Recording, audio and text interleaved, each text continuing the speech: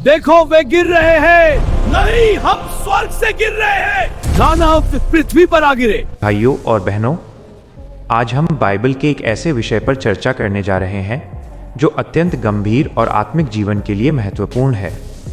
हम अक्सर शैतान और उसकी दुष्ट शक्तियों के बारे में सुनते हैं, लेकिन आज हम वचन के प्रकाश में देखेंगे कि उनका मूल क्या है, वे स्वर्ग से कैसे गिरे और एक विश्वासी होने के नाते हमारे पास उनके विरुद्ध क्या अधिकार है। पवित्र शास्त्र हमें बताता है कि परमेश्वर ने सब कुछ बहुत अच्छा बनाया था, तो फिर ये बुराई कहाँ से आई? आइए हम सत्य की इस गहराई में उतरें। 2. लूसीफर का अहंकार और पतन, the fall of Lucifer. 3 minute. Bible बताती है कि शैतान शुरू से ही ऐसा नहीं था। वो परमेश्वर के सबसे सुंदर और सामर्थी स्वर्गदूतों में से एक था, जिसे लूसीफर या भोर का तारा कहा जाता था।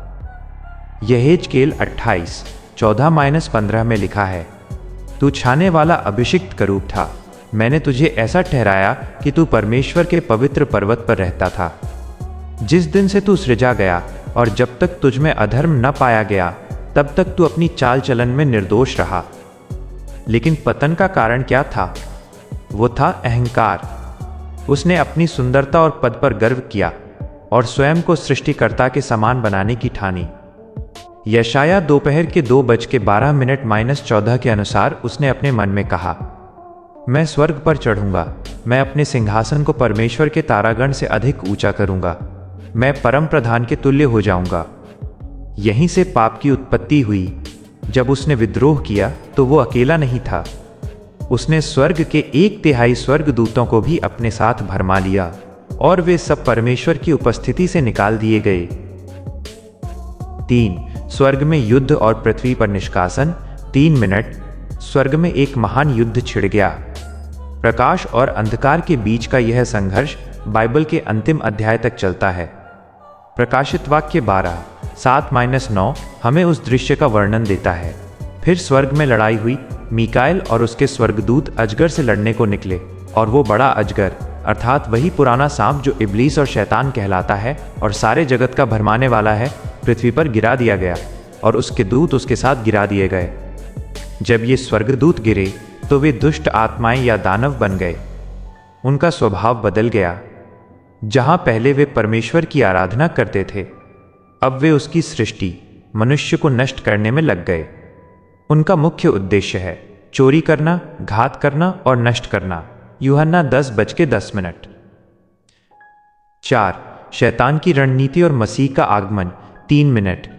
भाइयों और बहनों, गिरे हुए स्वर्गदूतों का लक्ष्य आपको डराना नहीं, बल्कि आपको धोखा देना है। वे जानते हैं कि वे परमेश्वर को नहीं हरा सकते, इसलिए वे उसकी संतान को पाप में गिराकर परमेश्वर से दूर करने की कोशिश करते हैं। वे हमारे विचारों में संदेह पैदा करते हैं, जैसा उन्होंने अदन की वाटिका में हव्वा के साथ किया था। वे झूठ के पिता हैं। लेकिन इसी अंधकार के बीच परमेश्वर ने अपने इकलौते पुत्र यीशु मसीह को भेजा। 1 यूहन्ना 3:8 स्पष्ट कहता है, परमेश्वर का पुत्र इसलिए प्रकट हुआ कि शैतान के कामों को नाश करे। जब यीशु इस पृथ्वी पर थे, उन्होंने दिखाया कि दुष्ट शक्तियां उनके सामने टिक नहीं सकती। उन्होंने एक शब्द से दुष्ट आत्माओं को निकाला और बीमारों को चंगा किया। क्रूस पर अपनी मृत्यु और पुनरुत्थान के द्वारा यीशु ने शैतान के सिर को कुचल दिया और मृत्यु पर विजय पाई। 5. विश्वासी का अधिकार और सुरक्षा। -2 मिनट। आज एक मसीही होने के नाते आपको इन शक्तियों से थरथराने की आवश्यकता नहीं है। यदि आप मसीह में हैं तो आपके पास वो अधिकार है जो स्वर्ग से दिया गया है। याकूब 4:7 एक महान कुंजी की देता है। इसलिए परमेश्वर के अधीन हो जाओ और शैतान का सामना करो, तो वो तुम्हारे पास से भाग निकलेगा। ध्यान दें, भागने की शर्त क्या है? पहले परमेश्वर के अधीन होना। जब हम वचन और प्रार्थना में मसीह के साथ चलते हैं तो शैतान हमारे सामने खड़ा नहीं रह सकता। इफिसियों 6:11 हमें चेतावनी देता है कि हम परमेश्वर के सारे हथियार, सच्चाई की कमरबंद, धार्मिकता की झिलम, विश्वास की ढाल, उद्धार का टोप और आत्मा की तलवार पहन लें। यह युद्ध मांस और लहू से नहीं बल्कि आत्मिक शक्तियों से है। 6. निष्कर्ष और आह्वान, कंक्लूजन। 1 मिनट। अंत में याद रखें, कि जीत हमारी है। प्रकाशित वाक्य की पुस्तक हमें बताती है कि अंत में शैतान और उसके दूतों को हमेशा के लिए आग की झील में डाल दिया जाएगा। उनकी हार निश्चित है। इसलिए डरो मत, अपनी आंखें यीशु पर लगाए रखो, जो हमारे विश्वास का कर्ता और सिद्ध करने वाला है। यदि आप आज किसी भी प्रकार के आत्मिक दबाव या डर में हैं, तो विश्वास रखें कि यीशु का नाम हर नाम से ऊंचा है। 7. अंतिम प्रार्थना, फाइनल प्रेयर। आइए हम प्रार्थना करें। सर्वशक्तिमान परमेश्वर, हम इस सामर्थी वचन के लिए आपका धन्यवाद करते हैं। हम प्रार्थना करते हैं कि जितने भी लोग इस समय इस संदेश को सुन रहे हैं, उनके जीवन से अंधकार का हर प्रभाव यीशु के नाम में जाता रहे।